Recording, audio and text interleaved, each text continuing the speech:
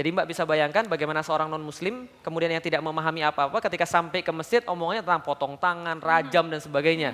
Dan beliau menyampaikan bahwa ini syariat Islam tidak negatif, syariat Islam itu positif sebenarnya, melindungi orang dan sebagainya. Nah ketika itu selesai itu kita berdiskusi ternyata Masya Allah, saya melihat ini orang penampilannya pasti seperti ini, pecinya biasa, baju kokonya biasa, celananya biasa, tapi omongannya tentang kehidupan ini sama fasenya dengan omongannya tentang akhirat. Nah saya bilang pada Ustadz Fatih Karim, Kang kalau gitu kita harus lanjutkan kajian kita harus lanjutkan obrolan kita. Beliau katakan, oke baik. Pak Ustadz, Ya. ketika datang ya seseorang sipit Ya. gitu ya dan mengaku juga nggak beragama begitu ya. Apa nih dengan cara bicara yang seperti ini banyak tahu, banyak ingin tahu juga gitu. Ya. Pusing nggak Pak Ustadz? Iya, bahkan yang mengagetkan adalah saya malam itu, saya ingat malam Jumat ya, kedatangan mahasiswa pakai sendal jepit, kemudian Sendal ke kosan saya, gondrong, Gondrong. kemudian ya saya awalnya berpikir bahwa ngapain ngeladenin orang kayak gini gitu, Karena nggak ada gunanya, karena yang saya dengar beliau ateis gitu. Tapi kemudian beliau pertanyaan-pertanyaan pertama itu menggelitik sehingga saya bilang nih orang harus dijelasin dengan dalam. apa pertanyaan pertama? Pertanyaan pertama, Tuhan itu sebenarnya eksis. Tapi sebenarnya bagaimana kita bisa meyakin bahwa Islam itu benar? Bagaimana Anda bisa menunjukkan Islam itu benar sementara saya melihat realitas Islam itu seperti itu? Kemudian yuk kita masuk kamar saya. Nah jadi akhirnya di kosan saya itu di lantai 1 kita diskusi. Saya masih ingat banget setelah makan kita ngobrol. Jam 8 sampai jam 5 pagi nggak makan, nggak minum lagi dan Itu nggak ke ngobrol toilet. terus? Ngobrol terus. Jam 8 sampai jam 5 pagi Ya. nggak makan, Nggak minum, nggak ke nggak toilet. minum, nggak ke toilet. Betah banget. Iya, lagi seru soalnya. Dan itu lagi panas-panasnya dan kita baru tersadarkan Bentuk panas itu seperti apa misalnya? perdebatan pertanyaan. Quran ini benar apa enggak? Kalau memang Quran benar mana buktinya? Apa yang Anda bisa yakinkan bahwa Quran itu benar? Gitu. Apa betul Muhammad ini menikahi budak? Nah kayak gitu-gitu. Apa betul Islam Pertanyaan-pertanyaan kritis. memperbolehkan perbudakan? Dan kita bisa Panas membayangkan. dong ya Pak Ustadz. Wah itu luar biasa. Sampai kita nggak terasa dan kita akhirnya terasa itu saya masih ingat jam 4 malam itu udah menjelang subuh. Kemudian kita dua terdiam.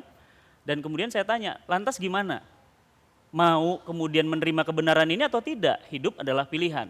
Kemudian agak terdiam sejak lama dan terdengar azan, saya ingat saya waktu itu. Kemudian beliau mengulurkan tangannya dan beliau mengatakan, Kang, saya bersahadat. Nah pada saat bersahadat, Detik itu juga? ya, Subuh itu juga? ya, ketika beliau bersahadat, kemudian saya peluk dan kita bimbing dia bersahadat. Dan ya kita berdua menangis berdua dan subuh itu kemudian saya ajarkan berwudu dan seterusnya.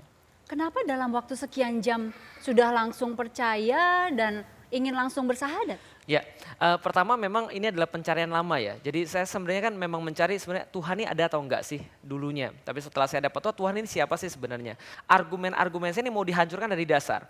Seolah-olah Al-Quran ini ingin mengatakan surat Al-Baqarah ayat 23, udah delik nggak usah banyak ngomong, gini aja. Kalau kamu memang pinter, kalau kamu memang hebat, kalau kamu memang luar biasa, kamu datengin aja semacam dengan Al-Quran ini. Satu surat aja, pilih deh 114 surat yang mana yang paling mudah, yang mana yang paling pendek, silakan datangkan yang semacamnya. Kalau kamu bisa berarti Al-Quran salah. Tapi kalau kamu nggak bisa, berarti Al-Quran benar dan kamu ikut saja. Fair, adil. Nah waktu itu loh saya berkata pada beliau, iya saya masuk Islam. Lah kenapa? Ini segel ini. Karena di dalam kitab-kitab lain yang saya baca, dalam kitab-kitab suci agama lain yang saya baca, tidak ada segel semacam ini. Segel semacam ini cuma ada di dalam Al-Quran. Oke, Pak Ustadz. Ya. Pandangan Pak Ustadz terhadap sosok Ustadz Felix ini sekarang?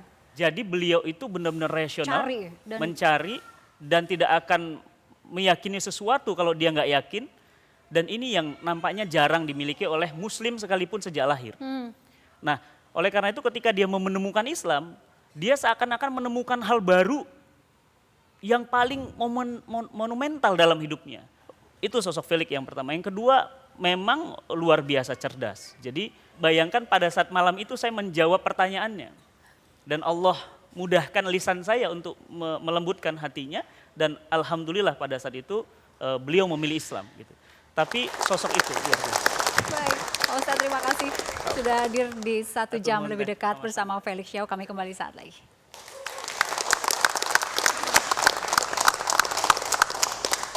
Entah mengapa yang terlintas dalam pikiran saya, langsung pertama keluar, antum sudah sunat belum? Saya bilang.